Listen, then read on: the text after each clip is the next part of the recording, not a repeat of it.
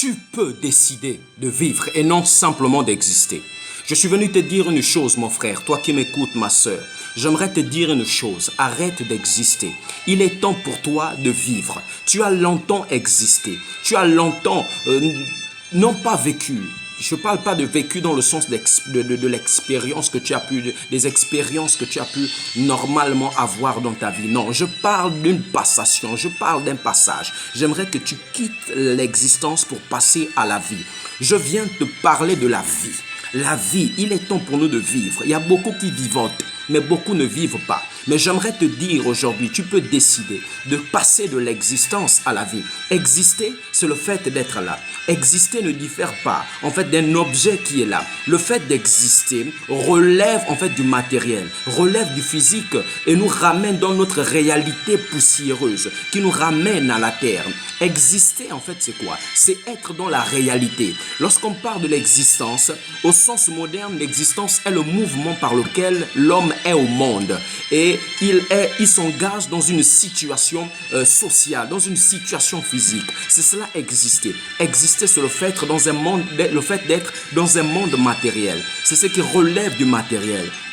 Et j'aimerais que tu sortes de cela. J'aimerais que tu passes de l'existence à la vie. De l'existence à la vie. Lorsqu'on parle de l'existence, vous savez, il y a un philosophe. Il a dit, pour l'existant, le suprême intérêt, c'est d'exister. Et l'intérêt à l'existence est la réalité. C'est Søren Kierkegaard.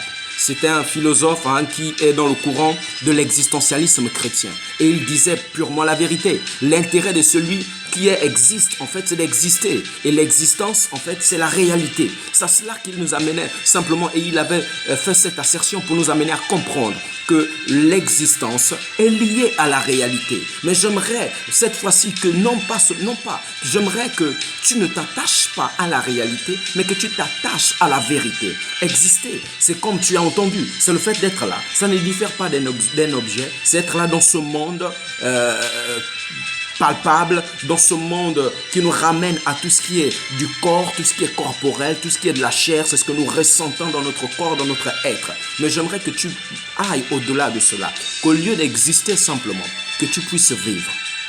Lorsque je parle de vivre, je ne parle pas de la vie bios, parce que c'est la vie bios. C'est bios qui a donné le mot biologie, qui a donné le mot biologique. Je ne parle pas de cette vie, ça c'est la vie bios. Mais je te parle de la vie Zoé. La vie Zoé est la vie divine. C'est cette vie qui est éternelle. C'est la vie de Dieu. C'est la vie Zoé. Or, la Bible dit que la vie est une personne. La Bible déclare dans Jean, il dit, Jean 14, verset 6, Jésus parle, il dit, je suis le chemin, la vérité et la vie. Donc la vie est une personne. La vie, c'est la personne de Jésus-Christ de Nazareth. En dehors de lui, il n'y a pas de vie. La Bible déclare que tout ce qui est, tout ce qui se meut, trouve son origine en lui. Il n'y a rien de ce qui est dans cette terre qui n'a été fait sur lui. C'est lui qui est la parole. Au commencement, il a été. Et la fin, il est à la fin. Il est au commencement et il est à la fin. Tout se fait par lui et pour lui. Alors la vie, c'est Jésus. Celui qui n'a pas Jésus n'a pas de vie. Celui qui n'a pas Jésus, il ne vit pas, il existe. Exister, ça veut dire, dans l'étymologie, ça veut dire sortir d'eux. Ça veut dire se montrer. Et j'aimerais te dire une chose. L'existence commence à la naissance. Mais la vie commence à la nouvelle naissance. L'existence, c'est sortir d'eux. Lorsque quelqu'un sort de l'utérus, lorsque quelqu'un sort du ventre de sa mère et il vient au monde, c'est ça exister.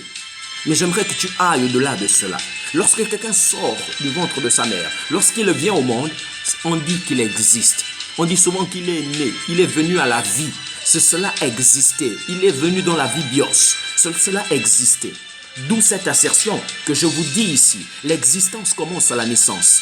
Mais la vie commence à la nouvelle naissance. Et la nouvelle naissance, c'est lorsque tu acceptes Jésus-Christ comme ton Seigneur et ton Sauveur personnel. Lorsque tu ouvres ton cœur et que tu fais de lui ton Seigneur et ton Sauveur. À partir de ce moment, tu passes de l'existence à la vie. C'est pourquoi la Bible déclare dans 1 Jean 5, celui qui a le Fils a la vie. Celui qui n'a pas le Fils n'a pas la vie. Il n'y a pas de vie en dehors de Jésus. Est-ce que tu as Jésus? Peu importe tes biens, peu importe tes finances, peu importe comment tu te sens dans ton corps, peu importe que tu aies une parfaite santé, peu importe ta moralité irréprochable, peu importe les actes, les actes humanitaires, peu importe ce que tu fais comme œuvre sociale, peu importe, même si tu aides les orphelins, même si tu aides la veuve et l'orphelin, c'est bien cela. Mais ça ne te payera pas un ticket, ça ne te payera pas le passage pour le ciel. Ça ne te fera jamais passer de l'existence à la vie. Ce que tu fais, c'est bien, mais ça, tu pourras aller avec ça en enfer. Tu as besoin de vivre, tu as besoin de passer de l'existence à la vie. Et pour cela, tu as besoin de Jésus. Tu dois accepter Jésus-Christ comme ton Seigneur et Sauveur personnel. Tu dois le reconnaître comme ton Seigneur. Il est mort sur la croix pour toi. Il a donné sa vie pour que toi, tu la reçoives. Nous étions tous condamnés, tout droit pour l'enfer. Mais il est venu, il a pris sur lui notre mort afin que nous recevions sa vie, la vie Zoé. Alors je te pose la question, est-ce que tu as cette vie Zoé? Est-ce que tu as Jésus dans ta vie? Est-ce que tu as fait de lui ton Seigneur et ton Sauveur? Il n'y a pas besoin de couper un coq, il n'y a pas besoin de rites, il n'y a pas besoin de rituels, il n'y a pas besoin de cérémonie. Là où tu es dans ton confinement, c'est le moment même où tu es seul face à toi-même. Il est juste à côté de toi. Il te dit simplement, ouvre ton cœur. Tu peux simplement lui dire, Seigneur, j'ai longtemps vécu loin de toi. J'ai conduit ma vie comme je voulais. J'ai fait tout ce que je voulais. J'ai été loin de toi. J'ai été rebelle. Mais aujourd'hui, je viens. Je reconnais que tu es mort sur la croix pour mes péchés. Je reconnais que peu importe ce que je fais de mal, comme mauvais acte que j'ai posé, tu m'aimes toujours. Et que ton sang est suffisant pour me purifier de tous mes péchés. Alors j'ouvre mon cœur aujourd'hui. Je veux que tu viennes en moi. Seigneur Jésus, viens dans ma vie. Fais de moi ton enfant. Je t'accepte comme mon sauveur et mon Seigneur personnel.